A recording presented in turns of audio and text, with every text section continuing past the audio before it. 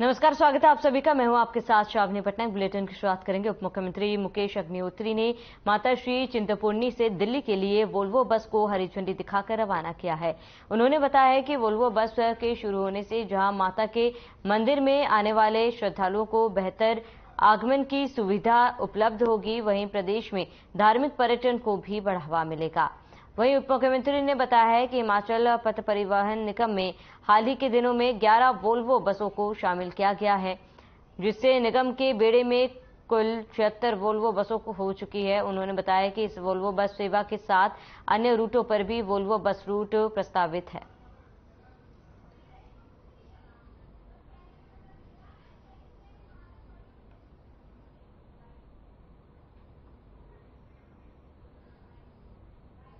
यहाँ से दिल्ली के लिए दिल्ली बस होना चाहिए।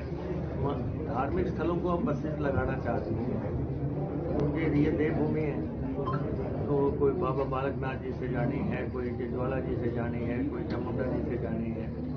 आराध्य स्थलों से बसें जो है कोई हमारा बसें जो है एयरपोर्ट्स को जानी है, जहाँ पे लोगों ने ट्रैवल करना होता है, या पीजीआई को जानी है, या फिर उसके बाद हमारे हरिद्वार को जानी है, खाटू श्याम जी के वहाँ को जानी है, तो प्योबा को जानी है। तो ये सारी चीज़ों पे वृंदावन को इन पे हम नो ओ यार मोरे घर गया है। नई दिल्ली में हिमाचल प्रदेश के शिक्षा मंत्री रोहित ठाकुर ने केंद्र सूचना प्रसारण और युवा सेवाएं और खेल मंत्री अनुराग ठाकुर से मुलाकात की है। बता दें कि इस दौरान उन्होंने प्रदेश के विकासात्मक मुद्दों पर भी चर्चा की है। अनुराग ठाकुर ने प्रदेश को केंद्र सरकार की तरफ से हर संभव सहायता प्रदान करने का भी आश्वासन दिलाया। वहीं उन्होंने केंद्रीय सड़क परिवहन एवं राजमार्ग मंत्री नितिन गडकरी से शिष्टाचार भेंट की। शिक्षा मंत्री ने मंत्री अनुराग ठाकुर से भी मुलाकात की। प्रदेश के विकास को लेकर चर्चा की गई। अनुराग ठाकुर ने सहायता देने का पूर्ण आश्वासन भी दिया है। उन्होंने नितिन गडकरी से भी मुलाकात की है और प्रदेश के विकासात्मक मुद्दों पर चर्चा की गई।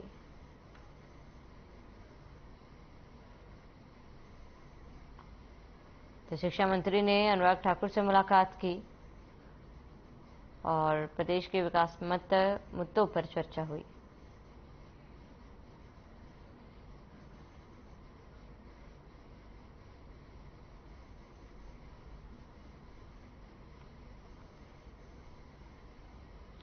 खबर धर्मशाला से है, जहां आईटी पार्क विकसित करने को लेकर उद्योग, संसदीय कार्य एवं आयुष मंत्री हर्षवर्धन चौहान ने पालमपुर हलके के अंतर्गत भगोटला और धमरोता का स्पॉट विजिट किया। मुख्य संसदीय सचिव शहरी विकास एवं शिक्षा आशीष बुटेल और निदेशक उद्योग राकेश प्रजापति भी उनके साथ मौजूद रहे और इस दौरान उद्योग मंत्री ने कहा है कि मुख्यमंत्री सुखविंदर सिंह सुक्खू ने कांगड़ा में आईटी सेंटर विकसित करने के निर्देश दिए हैं और कांगड़ा को आईटी हब बनाने के लिए विशेष प्रयास शुरू किए गए हैं।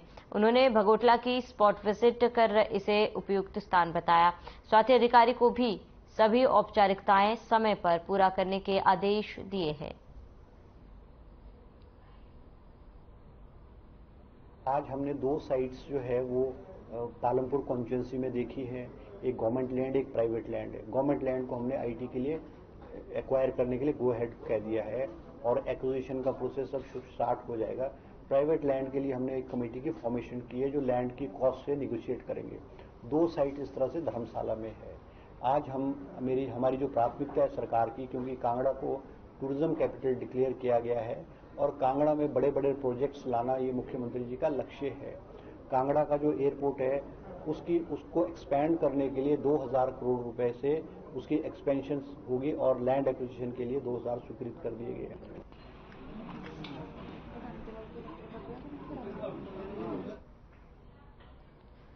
हिमाचल किसान कांग्रेस ने सेब के लिए न्यूनतम समर्थन मूल्य तय करने की मांग की है। शिमला में पत्रकार वार्ता के दौरान किसान कांग्रेस के मुख्य प्रवक्ता कंवर रविंद्र सिंह ने कहा है कि अभी तक इसके लिए न्यूनतम समर्थन मूल्य निर्धारित नहीं किया गया है और ऐसे में मंडियों के उतार चढ़ाव से इसके रेट पर असर पड़ता है। उन्होंने कहा है कि जिस तरह स्वामीनाथन की रिपोर्ट अनाज के लिए दाम तय किया गया है, उसी तरह सेब और आम के लिए भी समर्थन मूल्य निर्धारित किया जाना चाहिए। उन्होंने सेब को वजन के हिसाब से बेचने की व्यवस्था करने के लिए सरकार का आभार जताया है, लेकिन साथ में कहा है कि सेब की पैकिंग के लिए यूनिवर्सल कार्टन लागू किया जाना चाहिए। रविंद्र सिंह ने फसलों के लिए मौजूदा बीमा योजना के मुआवजे की प्रक्रिया को भी गलत बताया और कहा है कि इसके लिए प्रधान और पटवारी की रिपोर्ट के आधार पर मुआवजा तय किया जाना चाहिए।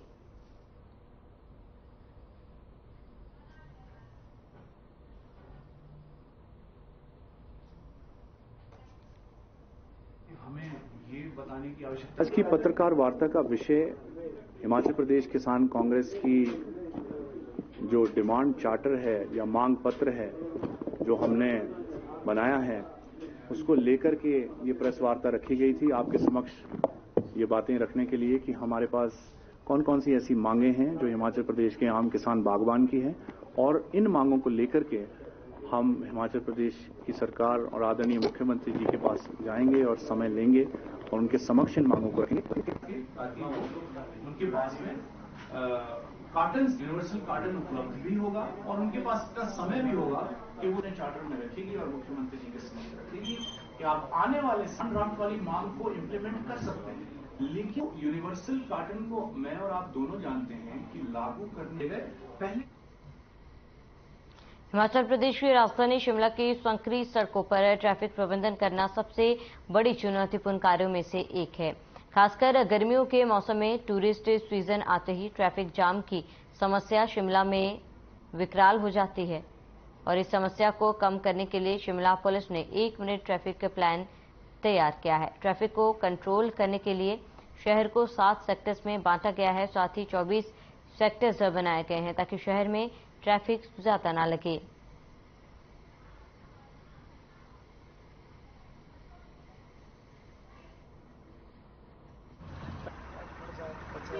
और एक ऑर्डिनरी पहल हमने की है जिसमें हमने जो शिमला की कंजेशन वाले जो पॉइंट हैं, बॉटलनेक्स हैं, जिस प्रकार विक्ट्री टनल है, वहाँ की व्हीकल फ्लो कैपेसिटी को स्टडी किया कि 1 मिनट में कितनी गाड़ियाँ वहाँ से जा सकती हैं और उसके बाद जो सरप्लस गाड़ियाँ हैं वो उनका इम्पैक्ट क्या रहता है, वो किस प्रकार से कंजेशन क्रिएट करती हैं। तो टाइम, नंबर, स्पेस को आधार मानते हुए और शिमला की जो कंजेशन है और कांस्टेंट कंजेशन जो रहती थी उसको बेसिक फैक्टर मानते हुए हमने 1 मिनट ट्रैफिक प्लान बनाया है। और इसमें जो बेसिकली जो आइडिया है वो ये है कि सड़क पर जब पुलिस ऑपरेशन करेगी तो 1 मिनट में ही सारा के सारा ट्रैफिक संचालित होगा।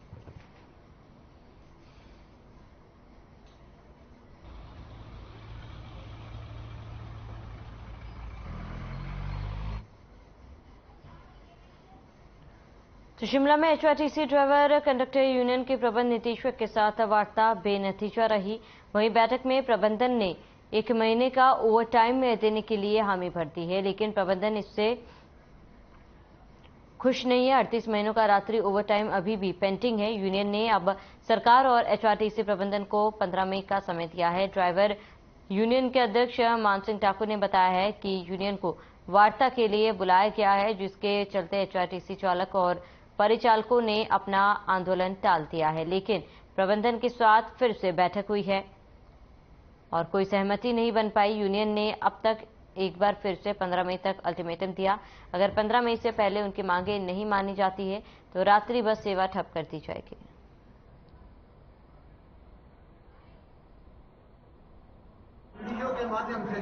था कि हमारा 7/5/2023 को जो हमारा एजिटेशन था ओवरटाइम नाइट के लिए एडवांस लेकर हमने जाना था, नोटिस दिया हुआ था।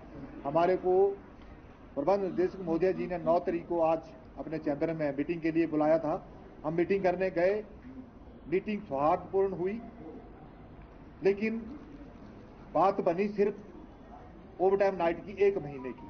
बाकी मंत्री साहब अपने टूर पे हैं, उन्होंने ये बोला कि 13-14 तारीख से पहले आपको मैं अपने चैम्बर में बुलाऊंगा और आपसे ये जो ड्यूज के बारे में विस्तृत चर्चा करेंगे और जो भी आपका बन पाएगा मैं कर पाऊंगा वो आपका किया जाएगा।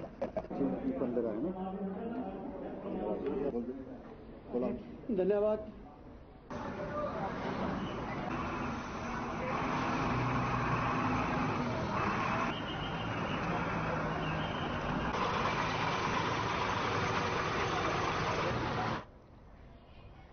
जिला कुल्लू की हर पंचायत तक पहुंचने के लिए जहां जिला परिषद ने कुल्लू अभियान चलाया है, तो वहीं पंचायतों में लोगों की समस्याओं का भी समाधान किया जा रहा है।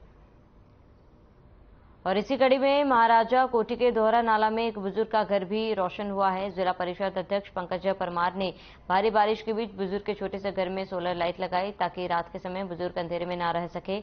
वही दोहरा नाला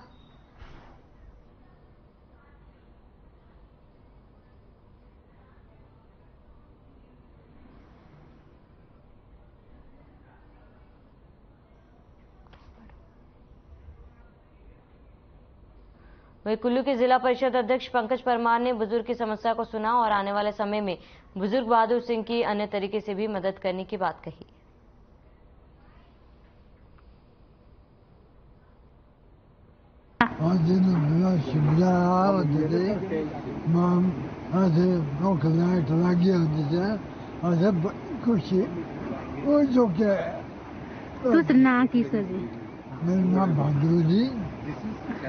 जिला परिषद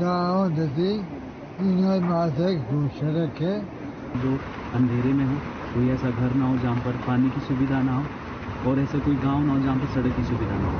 तो उसके बाद हमारे जो जिला परिषद यहाँ पर लाल जी और पीडीसी के अध्यक्ष और पीडीसी सदस्य साथ में आए। फिर हमने आज एक सोलर लाइट की जो हम करते हैं व्यवस्था, जहाँ पर ऐसे घर होते हैं।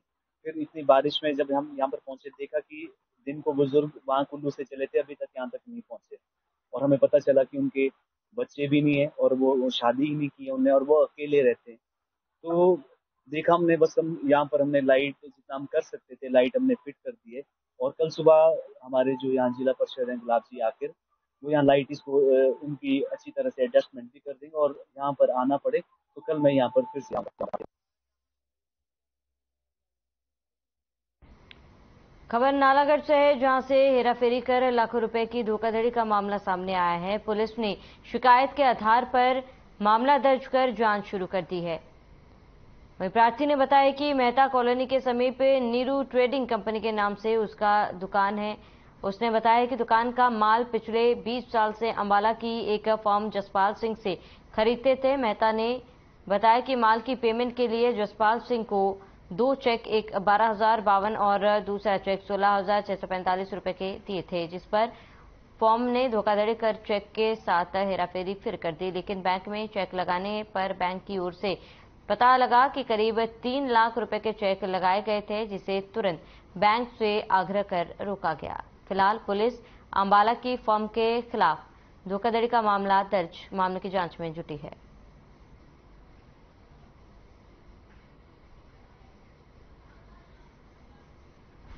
माल देते थे, पैसे ले लेते थे, चेक थ्रू देते थे, कैश भी देते थे। वो मेरे पास आए, उन्होंने 19 में मेरे से उन्होंने मेरे को माल भेजा 32,645 रुपये का और 27,092 रुपये का, जिसमें से मैंने उनको एक चेक 15,000 रुपये का, एक 16,000 रुपये का दिया। उनके पैसे बचे 12,092 रुपये और 16,645 रुपये।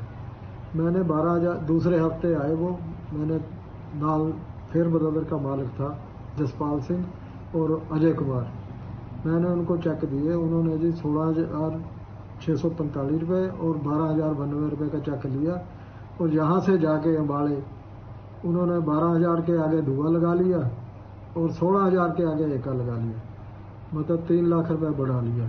थाने में जो है कोर्ट के थ्रू जो है 153 के तहत जो एक फॉर्जरी का मामला आया है, जिसमें एक महिला जिसका नाम नीरू वाला है और जिसका वहाँ पे काम है, नालागढ़ में एक शॉप है और इनकी जो डीलिंग थी वो अंबाला की एक फर्म थी फेयर ब्रदर्स लिमिटेड करके, जिनसे ये स्पेयर पार्ट्स का जो है कार्य करते थे।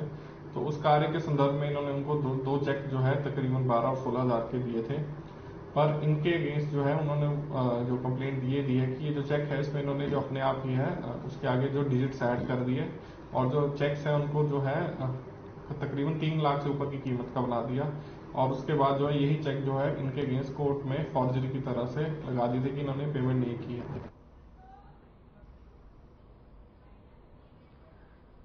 और चलिए इसी के साथ इस बुलेटिन में फिलहाल मेरे साथ इतने हैं। देश और प्रदेश की तमाम बड़ी खबरों के लिए बनी रहे हमारे साथ।